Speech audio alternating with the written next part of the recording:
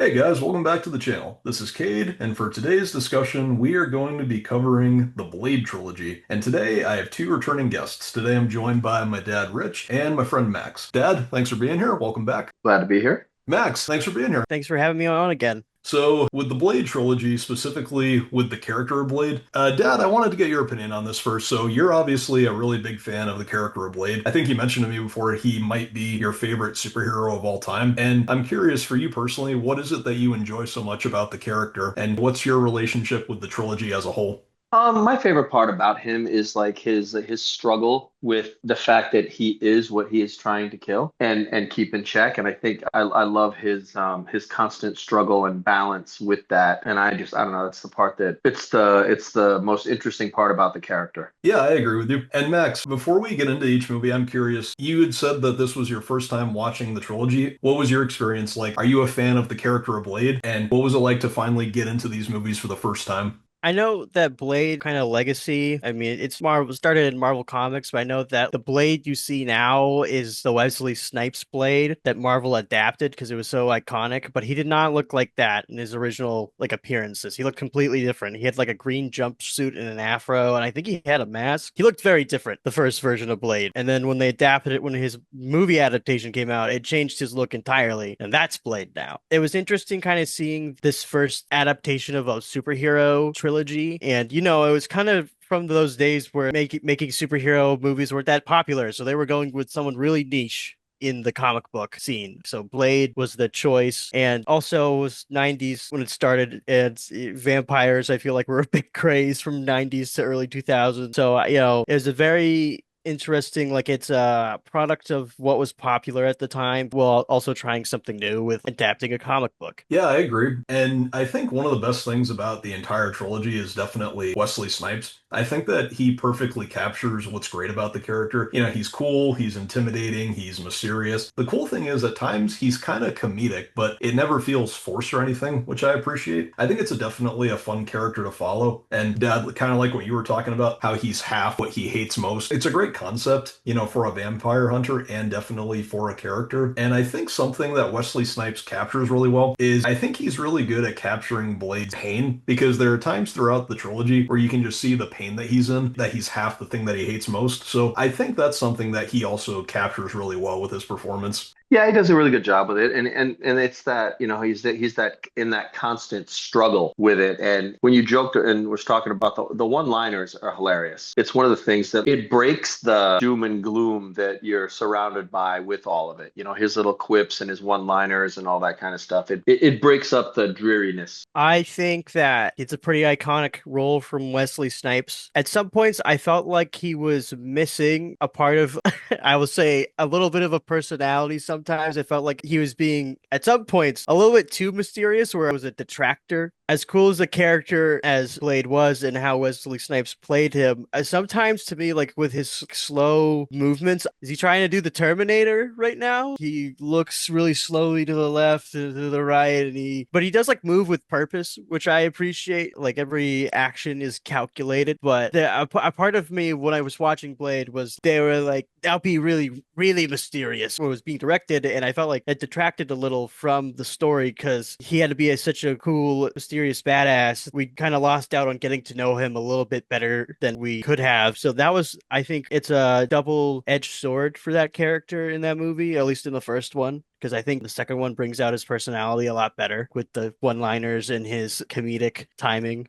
Max, I get where you're coming from with that, and I think because it was like sign of the times for the '90s and stuff like that. I think they were trying to immerse you in the film without saying anything. Yeah. You know what I mean? With the jog to the right, the jog to the left, and then pan to him, and then they would go do whatever he was going to do. Yeah. I get where you're coming from with that, and I think, but I think that was like sign of the times with it. Like they're working really hard to make it immersive without people talking. Yeah, I mean I think that's a really critical part of filmmaking is using your visual as much as possible. It was missing something for me personally, and after watching the second one, after the first one, I felt like what I was missing was just a bit more of that like his personality, just really, even without talking in that movie either, because he's not Blade's not a big talker, is the what you'll understand. He's a doer. And but his personality just pops out so much better in the second film that it's really for me it was really noticeable. I think he's got way more of a fleshed out personality in the second film, and I love how he acts in that one as opposed to the first one. And he barely has much of a personality in Blade Trinity, unfortunately. No.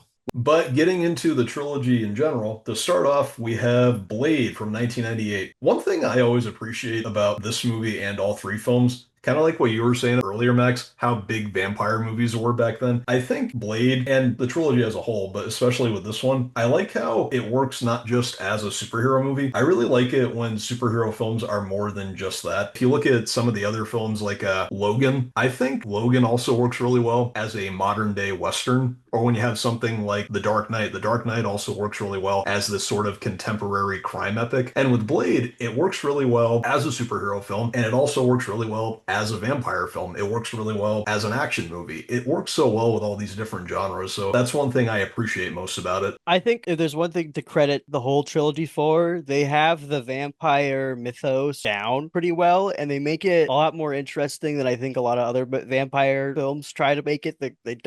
You don't really understand what a vampire is in a lot of films. Blade really goes into the nitty-gritty details of different vampires. I always like that. Even though I have problems with the antagonists, I still like how they were different vampires in every film. I did like that. I think that was honestly the best part of the trilogy that they all got down, no matter how bad Blade Trinity was. But at least it still had that going for it. The funniest part about this, I think I agree 100%, is it was like the culture, like the films created a vampire culture, which most films don't do usually with a vampire. They kind of just stick to the character part and don't really dig deep. And I feel like they did definitely dig deep and definitely created a world instead of just creating a movie. Well, I think another big part of this movie that's a real standout is definitely the cast of characters. I mean, one of my favorite performances in this movie has always been Chris Christopherson as Whistler. I love the character of Whistler. I like how, he's not really a sidekick for Blade, he's a mentor figure, but he also is a sort of father figure as well. And I love their interactions with each other. Whistler's this very seasoned vampire hunter, but he's also just this very sassy old guy.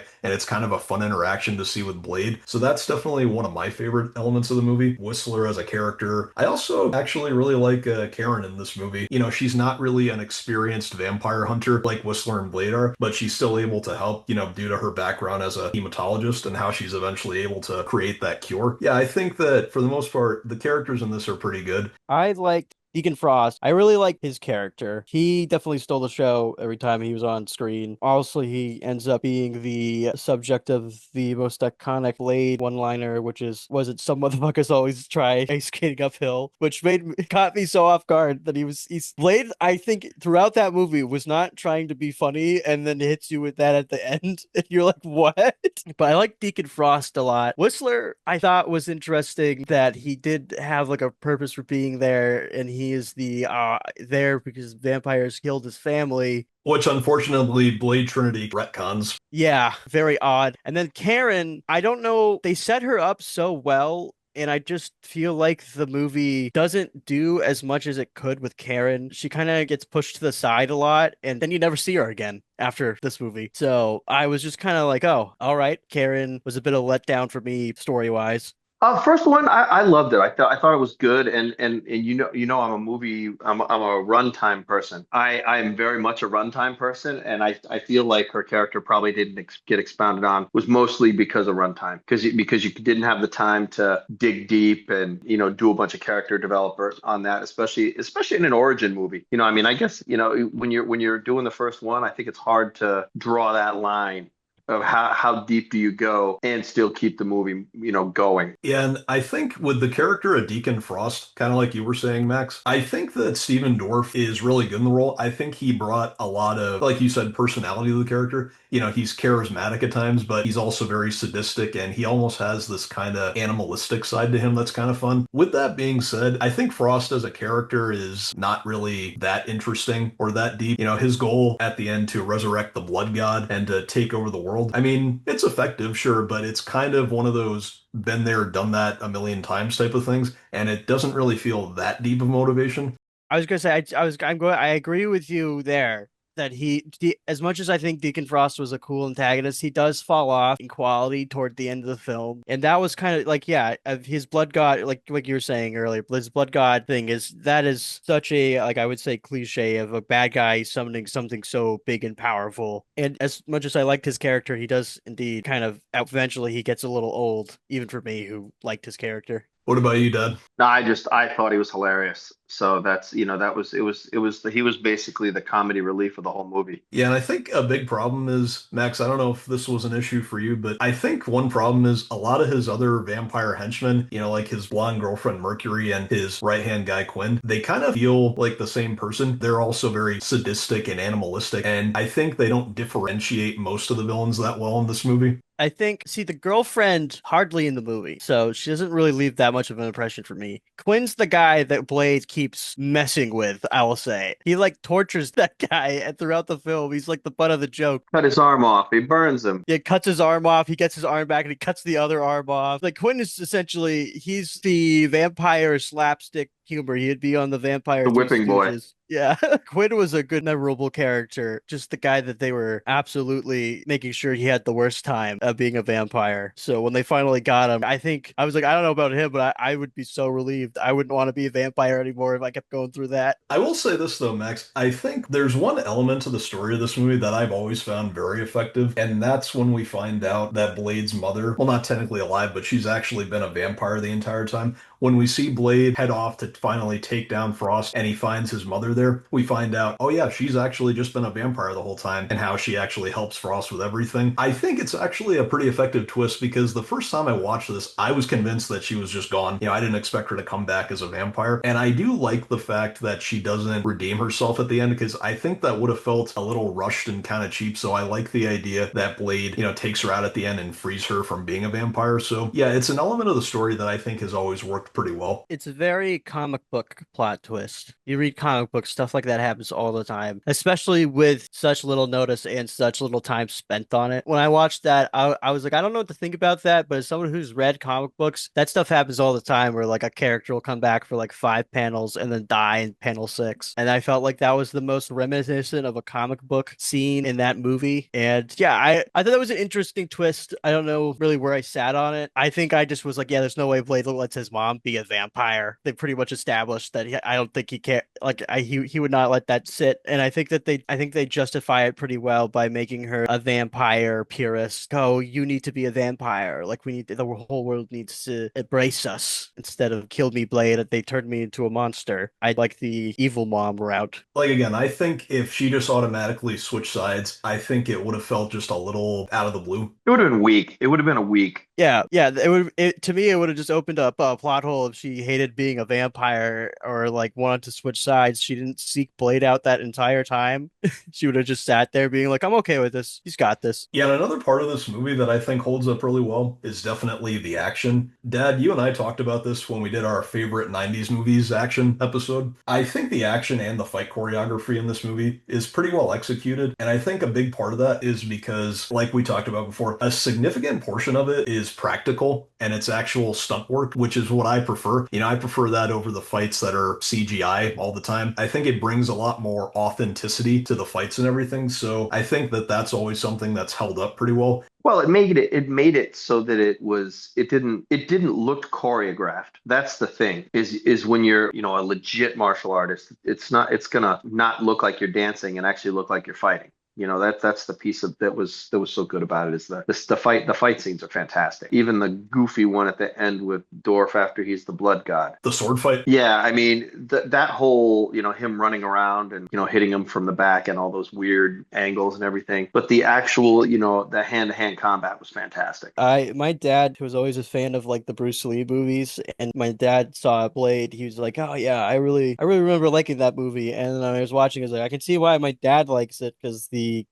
fighting's really like well choreographed. My dad likes the martial arts in movies, so the martial arts it was pretty fun, and I definitely think it added to that 90s action flair that Blade has and continued to at least keep for a bit. I think that those are the best parts of the movie, honestly, is when there's a fight. Yeah, I get what you mean. But despite all that, with the first Blade, despite all its pros and everything, I still do have my issues with it. Max, since you were the one who watched it for the first time in prep for this, what were some of your issues with the movie? I felt after a while it just wasn't really, I guess, doing it for me. The story wasn't like I like a good story, and I feel like when people are like it's a cult classic, there's a story there that should be appreciated. And I could see why people like the story. I just didn't personally love it. I just thought it was a little bland. Some characters were surface level, and I felt like Blade himself, he almost had like his character, especially after Blade 2, his character is almost for me like a really memorable part of the film because he should be he's the protagonist. But I don't know, part of me felt like they just weren't able to nail his character down by the end. And then he just spouts a couple one-liners at the end. He hadn't really been doing that for most of the movie. So the fact that in Blade 2 it picks up and he's more comical, I think it was just a better approach that I felt like there was just moments in Blade 1 where they changed a little bit about his character that was a little jarring towards the end. Other than that, I can see why Blade 1's such an iconic movie from the 90s. Just wasn't my favorite. And like you said, and also Deacon's his motivation's clear, but like you said, it's like really cliche. But so are most Marvel villains in the MCU that we grew up with. A lot of their motivations weren't great either. What about you, Dad? No, because I'm not digging deep the way you guys are. I'm looking at it a little more surface level and just saying, did that entertain me for hour and a half to 2 hours? And it definitely did that. There wasn't really a lot of dead spots and laggy areas of the movie, other than the 5 minutes you had to listen to Dorf monologue before they extracted Blade's blood. Other than that, I thought it moved well and in and out of the scenes were good and there wasn't a lot of drag. And that's what I'm looking for. Well, you know what? One issue I have, Max, you were talking about the world building in this movie previously. That's kind of one of my issues with the first half of the movie. So the first half definitely spends the most time, I think, diving into the whole vampire culture. And I kind of get why they're doing that, but this is kind of just how it is for me. So one of the things that I kind of don't enjoy all the time with vampire stories is when they tell us over and over and over again what vampires are. And part of the reason why the world building doesn't work so well for me in the first half is because a lot of what this movie explores is common knowledge in vampire media at this point. We know vampires live for thousands of years. We know that they typically have some kind of authority, and we know that they have servants, or in this case, familiars. And I think when you're establishing a universe, it's a lot more fun as an audience member to learn about the stuff that you don't already know. Yeah, that was, I mean, like, yeah, we know that vampires have weakness to sunlight. Garlic, blah, blah, blah. Yeah, but the vampire culture thing was fun. I think they had fun with like the blood shower in the rave at the beginning, the blood rave. That was fun. That's a great set. I like that. And I liked the hierarchy part too, is that the Yeah, way they broke down the hierarchy. I thought that was kind of cool. yeah, But talking about what you were saying, with vampire weaknesses, that's kind of another issue. So, we hear from Blade and Whistler that vampires are affected by sunlight and silver and garlic. But we also learn, Whistler tells us crosses and holy water, stakes to the heart, those don't do shit or anything like that. And this is just my preference, but I think vampire stories are a lot more exciting when they have all their weaknesses, like all the other ones I just said that this movie kind of disregards. Because I think when you have more weaknesses, there's more at risk for the characters and whether they're the protagonist or the antagonist, I think more weaknesses and more risks is a lot more exciting. also they'd stake a lot of people in the heart.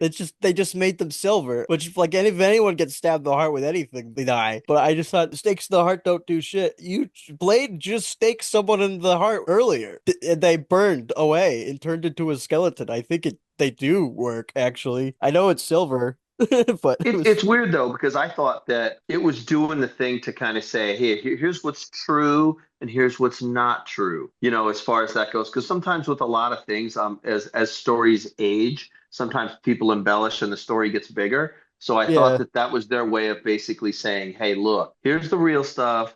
Here's the crap that's been embellished on over the years, and dig through the minutia a little bit. So I actually liked that a little bit. I thought it made you think a little bit. Other than that, yeah, that is a good like explanation to why they don't have to be like why they aren't like super armed to the teeth with anti-vampire weaponry. Yeah, for sure. All right, well, now that we've finished talking about Blade, now we're moving on to Blade 2 from 2002. So, Max, I wanted to hear your opinions on this movie first. You say you actually enjoyed this movie a little better. What was it about the film that you enjoyed more?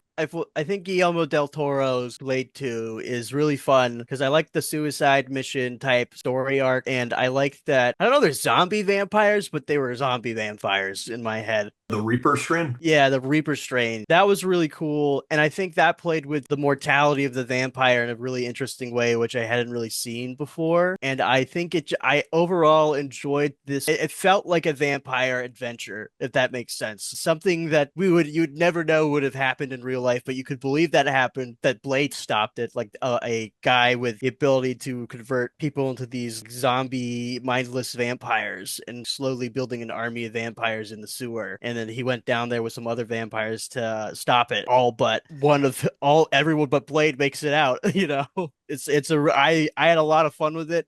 The Blade suicide mission. Yeah, the Blade suicide mission. It was a really fun, and I think that I haven't watched a lot of movies where the suicide mission is the main thing. So I really liked it, and I think it took me by surprise when they started picking off of some of the characters that the movie had established for quite a bit at that point. What about you, Dad? What's your relationship with Blade 2? Has it ever had any real impact on you? No, I hated it. That whole goof with I never cared for it at all. I just saw, I was like, what is this? What is this? And I think it was interesting because I think I loved the originality and the thought behind it. I just thought the execution was very poor. I just didn't really care for it myself. Well, I will say this, Dad. So when the movie introduces the whole Reaper strain, so like I said, one of my issues with the first one was how they dived into vampire culture, but they used a lot of stuff we already knew. Well, the thing about this, the whole mythology or lore with the Reaper strain, it's something that we had never seen before, and it was introduced in this movie. So that goes back to what I was saying. It's fun to learn about stuff that you don't already know. And I think it was an interesting concept. And okay, I can understand if you don't like the execution, but I appreciate the ambition, if that makes sense. No, I totally agree 100%. I agree 100%. The ambition part of it, yes. It just wasn't something for me that I could. It wasn't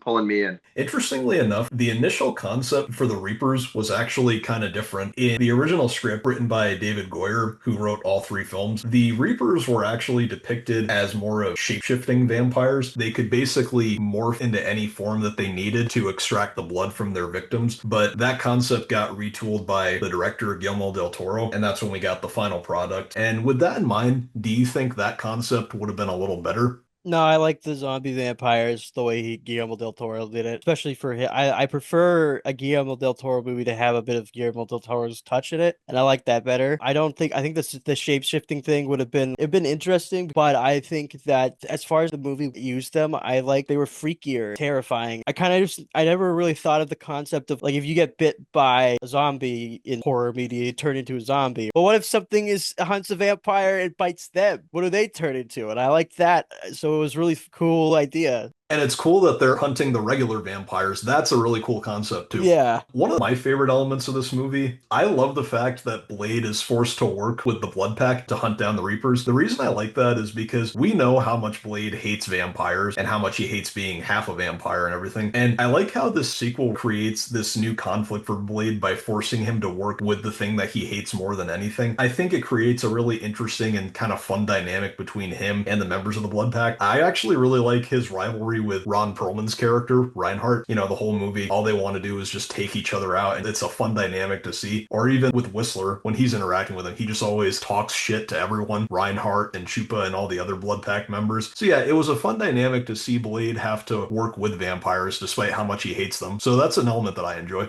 It's a classic war story is what it is when you think about it. It's we hate each other, but we hate that guy more and we need to work together. And that's the where you're going with this. We have a common enemy, let's go get rid of it. I think the Blood Pack. I love Ron Perlman, obviously, because if we're talking about cult classics, I love Hellboy and Hellboy 2, The Golden Army. Those movies are awesome. So I love Ron Perlman. I like that they kept him around in that movie. The Blood Pack, I will say, could have been written better if they were going for more of like a more of a emotional impact. But I don't think that's what the movie was going for. But when they started getting picked off in the sewers, I really did not care. But also, I think a part of the effectiveness of that was that they were so mean to Blade and forming conspiracies against them. Is that when they got by vampires and not Blade, I was like, dang it, I wanted to see what Blade would do to this guy. It was kind of like reverse psychology. It was like it got me in a different way. I wasn't like, oh no, that guy. I was like, dang it, I wanted Blade to kill him. But so I still liked it regardless, and I thought the Blood Pack was an interesting narrative choice. Yeah, and speaking of the Reapers, one of my favorite things about the movie is the villain, Jared Nomak, and that's a certain thing about this movie that I like better than the first one. So I think that Nomak is a more interesting villain than Frost was. And don't get me wrong, I still like Steven Dorff as Frost, although, one of my issues was I didn't think he was that fleshed out or compelling. Well, I think Jared Nomak is actually a pretty interesting villain because, well, for one, he hates vampires just as much as Blade does. He wants to eliminate them for making him into what he is. I think it's a more personal and deeper motivation for a villain, and I think it's interesting to have an antagonist who hates vampires just as much as Blade does. Also, I think Luke Goss was pretty good in the role. I think that this character was like, for me, he was kind of unclear what he wanted for me. He still fights Blade, and I know Blade fights him because he's the vampire. But like this guy felt like he flip-flopped between being good and evil. He sold out the Blood Pack's leader, only to not soon after fight Blade and Whistler. And it's just like, what side are you on? And also, if you wanted Blade and Whistler on your side the whole time, why did you send all your minions after them in the parking lot? Like, you tried to kill them several times. So that was the only thing where at the end I'm like, why is he all of a sudden trying to be buddy buddy? Oh, did he just trick him? I don't know. For me, he was a little unclear of like where he stood, and I think I liked Deacon Frost better than I liked him. But in the end, I think the real bad guy was the old decrepit man. Damaskinos. Yeah, it was the mosquitoes anyways. But yeah, I don't know. I felt like that villain, I was interested to learn his like motivations, but I just ended up being really confused. Well, actually, fun fact for you, Max. The initial plan that David Goyer had was to include Morbius as the villain for this movie. Marvel couldn't allow that because Sony owned the rights to all Spider-Man related characters. While I do like Nomak and the Reapers, I'm curious what Morbius in this movie would have been like. Would you have liked to have seen that? No, if it changed the whole plot of the movie, no, I feel like Morbius isn't the same character at all like the Snowmac character was. And I don't even think it would have changed anything about my opinions of the Blade universe personally, because I think that what the heck is Morbius doing in Blade's movie? Get him out of here. That would be me. Maybe one day, once Marvel and Sony can play nice, we can see a Blade versus Morbius, but I don't think that would have changed anything for me personally about this movie. Well, don't forget, Max, we've had that Blade film with Mahershala Ali in development for the past, what, 6 years? Allegedly in development.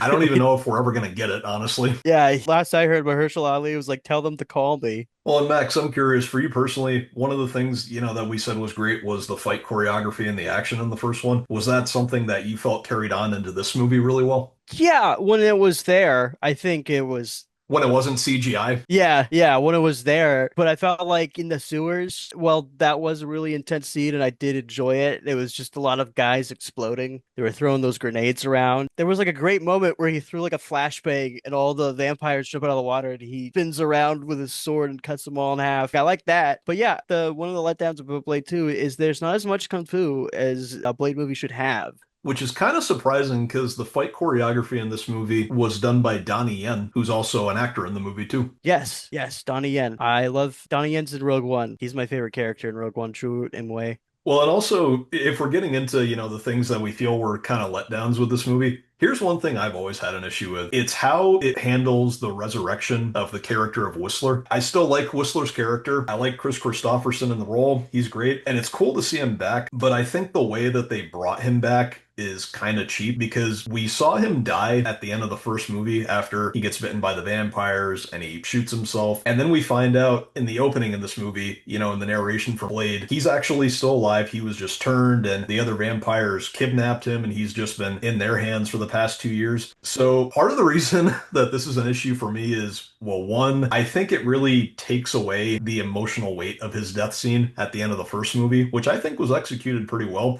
But I think it takes away from that because, oh, well, he's not really going to die. He's going to be back in the next movie. And it's also just explained to us in narration from Blade in the first few minutes of the movie, which is just kind of annoying. Yeah, for someone who watched the trilogy for the first time, I was like, What? This makes effectively the most emotional scene in the last movie pointless, but also the writer wasn't willing to take the risk of no Chris Christopherson in his movie, so he wrote him back in. Same kind of deal, and it's like you think about it. Oh boy, what are we doing here? Why is he back? I think it was it was almost like it's a safety net. I bet it's because I wonder if it's because the studio is like, you have to bring him back so we can sell tickets.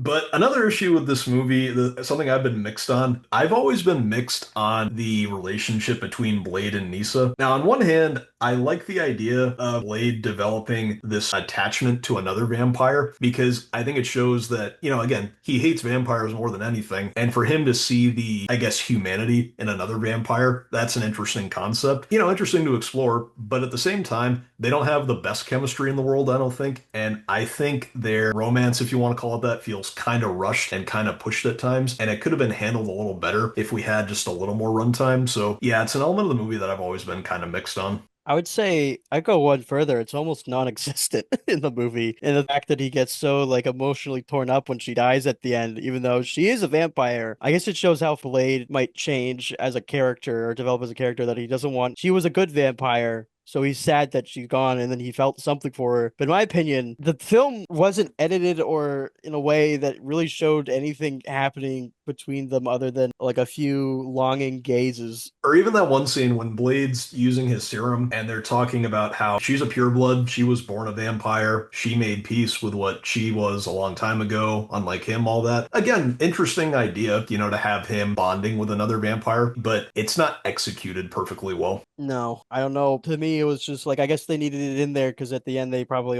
they only have one ending for that movie, and the part of it is he takes her to sunlight so she burns away, and that's the movie.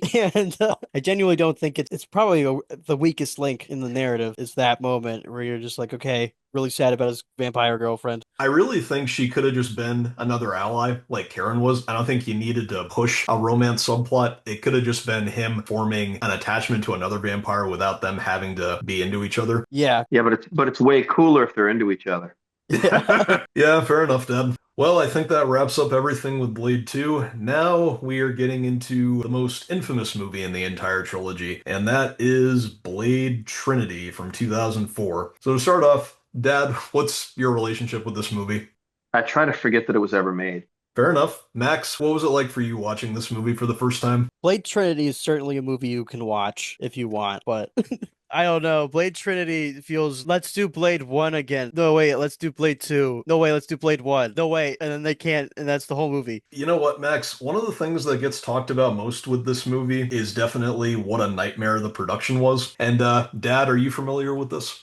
I'm not, but like the movie just basically this whole movie screamed cash grab. Well, because this always gets brought up every time people talk about Blade Trinity, I guess we should get into it. So here's what happened. This movie was directed by David Goyer, who was also the screenwriter on all three films. And for anyone who might not know, David Goyer, he's also a writer on other superhero films. He was a co-writer on the Dark Knight trilogy, Batman versus Superman. He also wrote Man of Steel. He was a writer on Ghost Rider, Spirit of Vengeance. Guillermo del Toro wasn't available to come back for this movie because he was busy doing Hellboy with Ron Perlman. And apparently, Steve Norrington, the director of the first one, was in talks to come back and direct this movie, but he ended up turning it down because he disliked the script so much. So ultimately, the job went to David Goyer, and unfortunately, Wesley Snipes, who was also a producer on the trilogy, he wasn't given as much creative involvement as he had with the first two films. And just like Steve Norrington and a lot of other people involved with this movie, he also hated the script. In fact, one of the other people who hated it was Chris Christopherson. They had both become pretty good friends when they made the first two movies, and they were both unhappy with the direction that this movie took. They both hated the script, and this unfortunately led to Wesley Snipes causing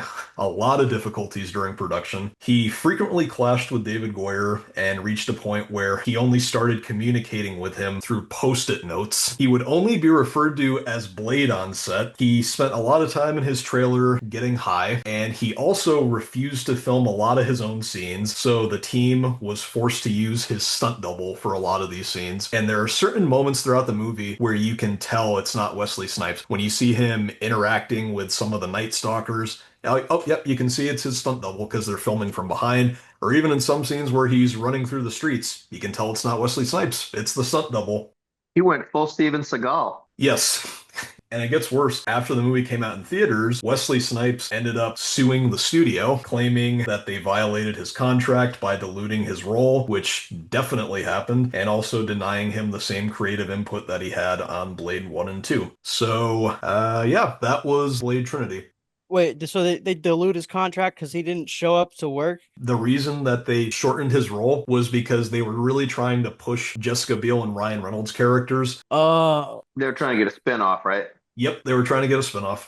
yeah, here's the thing. Ryan Reynolds is fighting for his life with that script to make it at all interesting. And Jessica Biel's character is just She's just Whistler's daughter, and that's as deep as it gets. yep. The movie is straight up dookie. It's not good. It commits the cardinal sin that any media can make. It's just boring. Functionally, it's not. It's like functionally like a movie, but it's so boring to watch, especially with a crazy CGI villain that is the Dracula guy. Yeah, well, here's the other thing. Believe it or not, this movie wasn't David Goyer's initial pitch for the movie. His initial concept was actually a lot different, and I think kind of interesting. Originally, it was actually going to be set years into the future, and it was going to take place in a sort of post-apocalyptic world where vampires had finally taken over and humans were struggling, and Blade was going to be their last chance to survive. I think that sounds like a much better movie than this. Yeah, I think anything sounds like a better movie than Blade Trinity. An opportunity because anything over this would have been an improvement. Well, I think one of the biggest faults with Blade Trinity, it does what a lot of failed superhero movies do. It tries to cram in too many different storylines. Yeah, that was the curse of I think the superhero trilogies for a while because Spider-Man 3 is also painfully boring and does the same thing as Blade Trinity, which is let's have all the characters be fighting for the 15 minutes of fame and the character that everyone came to watch is the most unlikable person in the film. Yeah, and also just getting into how much is in this movie, you have Dracula as the main villain, which I honestly think that whole idea, Blade versus Dracula, is already big enough of a concept for one movie. And then there's the whole new conspiracy of vampires led by Danica and their whole plans where they're kidnapping people off the street to use as blood farms. But you also have the Night Stalkers, who honestly feel like they get way more screen time than Blade because they're trying to set up a spinoff. You also have the Daystar virus, which is that virus that can kill all the vampires. And you also have Blade getting hunted by law enforcement, which I like that idea, but I wish it was explored more. I think that the fact that Danica is at all a villain is really terrible in that movie because she's hardly in it. She just, I'm like, oh, she's a villain. I didn't know that she was like the mastermind. It sounds like because the whole time for a long time in the movie, it's just Dracula doing Dracula stuff, and then she's yes, and I expertly crafted these plans, and I'm like, when did you do that? It sounds like the only reason you're here is to give Ryan Reynolds someone to kill. Yeah, and also one of my biggest issues, like we were talking about, is the fact that Blade feels more like a side character in his own movie. And, instead, it really feels more the Night Stalker film with Blade in it. And that's a really huge issue because if I watch a Blade movie, I'd rather just focus on Blade. I don't even think the Night Stalkers are that good enough to have Blade Trinity be called a Night Stalker film. I think that this is just, like your dad said, a cash grab and a very one that is on par with like T3. It's just so we're just gonna hit all the notes of what people liked about the last two movies and then we're gonna wrap it up. But at least T3 has a good plot twist of an ending. Blade Trinity just does the same thing the last two Blade movies did, which is sequel bait to the next Blade movie. And they're delusional. They thought they were going to get a Blade 4 from this one. Yeah.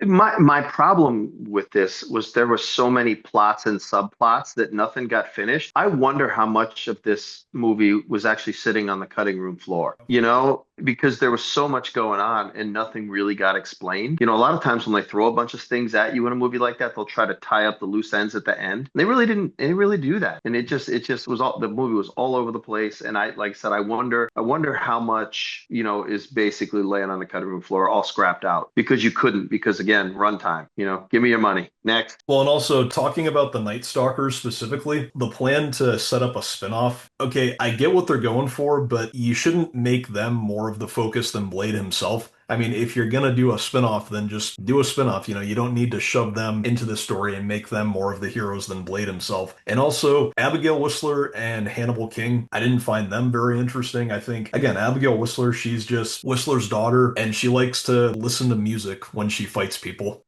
Ugh. They also kill off Chris Christopherson like 15 minutes into the movie or something, and it's a bad death. It's not even like a cool way to go out. it doesn't even have the same emotional impact that he had in the first movie. No, he gets shot by he. You tell me that he survives getting attacked and ripped apart by vampires, and then he gets a bullet to his pectoral, and he's like, you know what? I'm blowing myself up. Well, it wouldn't it would have taken too long to get the Whistler's daughter then. So, Yeah, you had to, move on. Well, and also Ryan Reynolds' character, Hannibal King.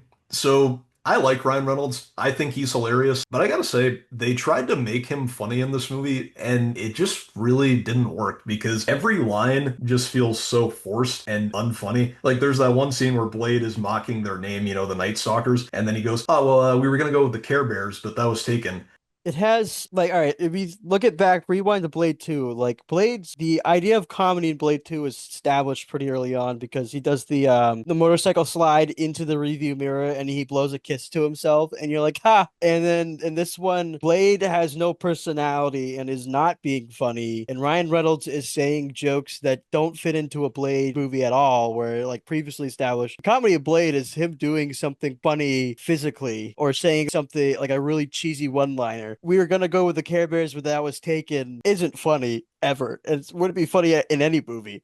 Or even that one line when he says to Blade, I can't picture you teaching karate. Yeah, like I said earlier, Ryan Reynolds is fighting for his life trying to make his lines at all like entertaining. I'm trying to remember what movies he had even done by then, because I'm like, what is he trying to channel his inner Van Wilder as this character? I think he was in a lot of rom-coms for a long time before he Yep. got anything Yeah. else. But also, like we mentioned, this movie includes Dracula. I think this might be one of my least favorite versions of Dracula that I've ever seen in movies in general. And I don't really blame this on Dominic Purcell, his actor, because he's just doing what the script told him to do. But the problem is, he just doesn't really have much to work with. He doesn't have any charismatic presence, and he doesn't really seem all that menacing either. And that's all the things that I like about Dracula. And he doesn't get any great characterization, just like Blade, because I honestly don't think he has that much screen time in the movie. It spends, more time focusing on the Night Stalkers, and I think Danica might get more screen time than him in this movie, to be honest. Dracula is kind of just there, and you should never do that to Dracula. Dracula should never just be a guy who's here, because he doesn't even come off as the main villain for a lot of this movie. To me, he's just a guy who can fight Blade, and that's really the only reason that they brought him back in the first place. So I think it's really a waste of the character. I don't like the actor they picked for